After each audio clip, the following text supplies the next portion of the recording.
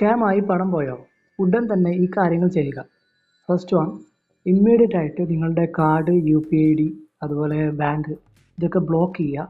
രണ്ടാമത്തെ കാര്യം എന്ന് പറയുന്നത് നിങ്ങളുടെ ബാങ്കിനെ കോൾ ചെയ്തതിന് ശേഷം ഒരു ഫ്രോഡ് കംപ്ലൈൻറ്റ് രജിസ്റ്റർ ചെയ്യുക.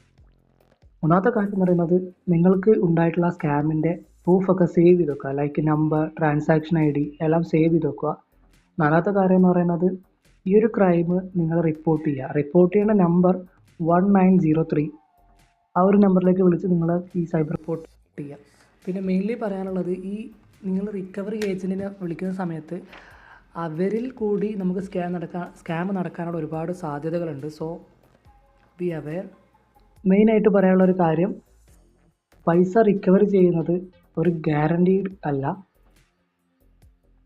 ബട്ട് ഫാസ്റ്റ് ആയിട്ടുള്ള നിങ്ങളുടെ ഒരു ആക്ഷൻ പോലും gives you a chance. So share this video, it can save someone's money. Bye.